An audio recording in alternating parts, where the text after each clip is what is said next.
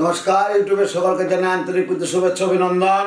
বড়দের প্রণাম জানাই। সকলেই ভালো আছেন, নিশ্চয়ই ভালো থাকবেন। ভালো থাকার নামই হচ্ছে জীবন। সত্যনিষ্ঠা কর্মভাবে থাকতে হবে। এবারে আমাদের জীবনে কিছু গ্রহের বিন্যাস তো সবসময় থেকেই যায়, জানেন তো। কিছু কিছু গ্রহদোষেই আমরা সমস্ত কিছু করতে পারি, চলি। পাওয়া বলুন, অ্যাক্সিডেন্ট, দুর্ঘটনা, প্রাপ্তি যোগ, পড়াশোনার যোগ, চাকরি, বিবাহ, বিবাহিত জীবন, দাম্পত্য জীবন, ডিভোর্স হয়ে যাওয়া, আইনি ঝামেলা, পুলিশি ঝামেলা, মামলা, মকদ্দমা, এই যে সমস্ত কিছু গ্রহ ছাড়া কিছু হয় না। গ্রহের ফেরে মানুষ ঘোরে, গ্রহের ফেরে মানুষ ঘুরে। সেরকম প্রত্যেকটা গ্রহদের একটা নিজস্বতা আছে। আবার তারা যখন সুফল দেয় ভীষণ ভালো দেয়, আবার যখন কুফল দেয় তখন একদম নেগেটিভ করে দেয়, আমাদের জীবনকে অতৃষ্ট যন্ত্রণা জ্বালায় ভরিয়ে দেয়। এগুলো কিন্তু গ্রহের প্রভাব। প্রত্যেকটি গ্রহের নিজস্বতা তো অবশ্যই আছে, আগে বললাম। আমি আজকে দুটি গ্রহ নিয়ে বিশেষভাবে আলোচনা করব, আপনারা যাতে বুঝতে পারেন।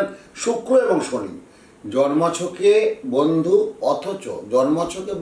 অথচ দুটি বিপরীত শক্তি যখন মেলবন্ধন হয় তখন সুখ আর সমস্যা যেন হাত ধরে টানছে এবং পাশাপাশি চলতে থাকে, ভীষণভাবে ডিস্টার্ব।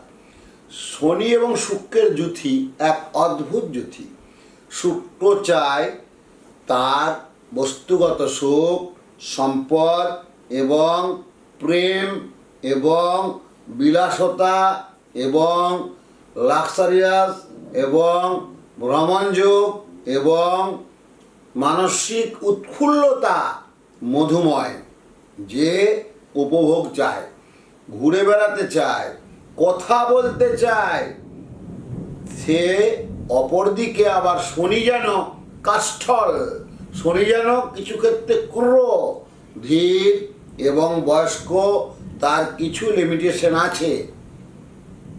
এই শনি মহারাজ যখন আমাদের জীবনে শুভ সম্পন্ন থাকেন, তাকে রাজসুখ দেয়, তাকে আধ্যাত্মিক জায়গার চরম শিখরে পৌঁছে দেয় এবং মানসিক শান্তি দেয়। শনিদেব বিশ্বাস করেন বাস্তবে শুক্রের মতো কল্পনায় আবেগ ভাসতে পারে না। কঠিন পরিশ্রমের মাধ্যমে তিনি দীর্ঘমেয়াদী সফলতা, বাস্তব শনি এবং প্রাণ প্রাচুর্যে ভরা যে শুক্র, তার যখন এক ঘরে বসেন তখন শুরু হয় দ্বন্দ্ব। শুক্র শনি একই ঘরে থাকলে শুরু হবে দ্বন্দ্ব।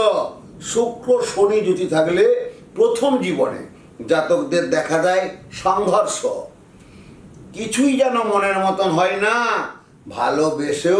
ভালোবাসলেও বলার কর্তব্য, বলার চিন্তাভাবনা তার হয়ে ওঠে না। এবং কিছু ক্ষেত্রে শুক্র এবং শনির প্রভাবে তাদের মনের মধ্যে একটা সন্দেহের বাতাবরণ তৈরি হয়। এবং শুক্র যদি আমাদের ভালো জায়গায় থাকে, ভালো সঙ্গীত চর্চা এবং শিল্পকলা, আঁকা, গান, বিভিন্ন ব্যাপার কিন্তু আমাদের এসে যায় আমাদের, এবং সেটা সে সাফল্য লাভ করে। এবং শুক্র শনি এক ঘরে থেকে থাকলে ভালো সঙ্গী পেতে কিন্তু ভীষণ কষ্ট হয়। আর যদিও ভালো আপনি সঙ্গী পেলেন, তাকে যে আপনি প্রেজেন্টেশন দেবেন সেটা ক্ষেত্রেও কিন্তু অনেক বাধা হয় এবং জীবনে যেন একটা অপূর্ণতা গ্রাস করে। এই জুতিতে শনিদেবী হয়ে ওঠেন তখন প্রধান, তখন তিনি হচ্ছেন নেতা। কোনো ক্ষেত্রে শুক্রের শক্তি বেশি হলেও শুক্রের ফল লাভে ব্যাঘাত ঘটান স্বয়ং শনিদেব। 28 থেকে 38 বছরের মধ্যে কোথাও একটা যেন অস্থিরতা, চঞ্চলতা একটা তৈরি হয়ে থাকে।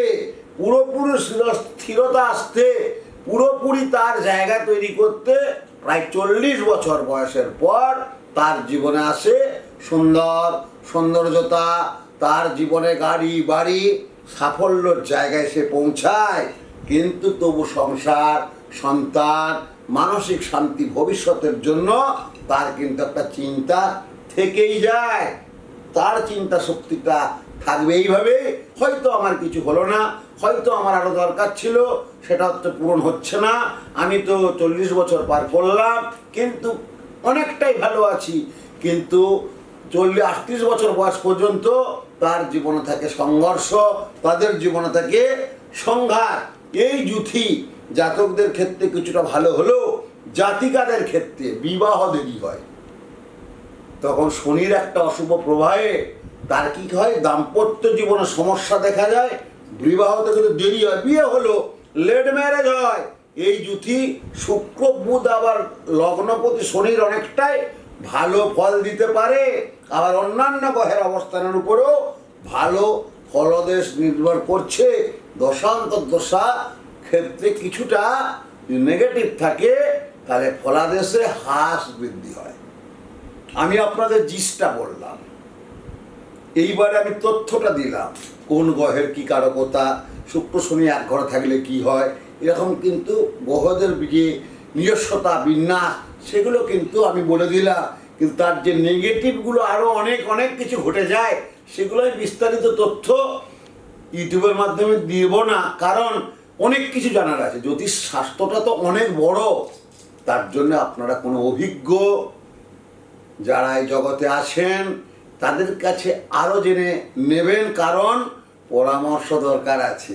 আমি জীবনে শুক্র শনির প্রভাবে কোনো কোনো অশুভ গ্রহের প্রভাবে আমার 38-40 বছর কিছুই হলো না, তারপরে কেমন আসবে, কেন হলো না, তার জন্য জ্যোতিষ বিশেষজ্ঞর কাছে আপনারা অবশ্যই কনসাল্ট করবেন। তাতে করে আপনার জীবনটা আগামী দিন আরও ভালো হবে। এই প্রার্থনা আদ্যাশক্তি মহামায়ার কাছে, আমার গোপাল গোবিন্দর কাছে, আমার রাধিকা দেবীর পদ্মে এই অর্পণ করলাম আমার ভক্তি নিবেদন।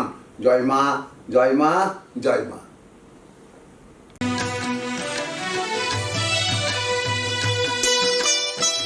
কামরূপ কামাখ্যাতে মন্ত্র জাগালেন, তারা পিঠে তন্ত্র নিয়ে দিলেন প্রণামী।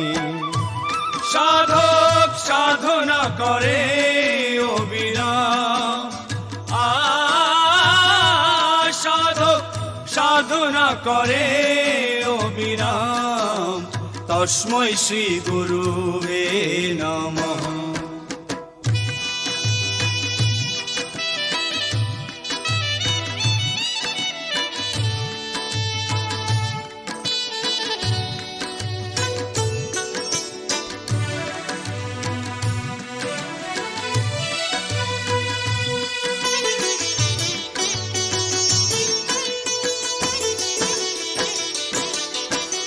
আনন্দে সেজে ওঠে মায়ের দেবালয়, আনন্দে সেজে ওঠে মায়ের দেবালয়।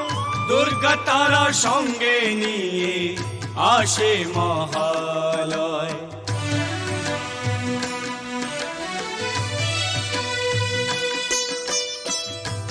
আনন্দময়ী মায়ের চরণ ধুলিতে হয়েছে বেহালা যেন পুজোতে হিমালয়।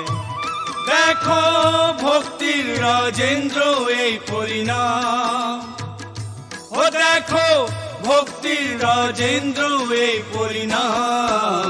তস্मै শ্রী গুরুবে নমঃ। গুরুবরকে জানাই গো প্রণাম। তস্मै শ্রী গুরুবে নমঃ।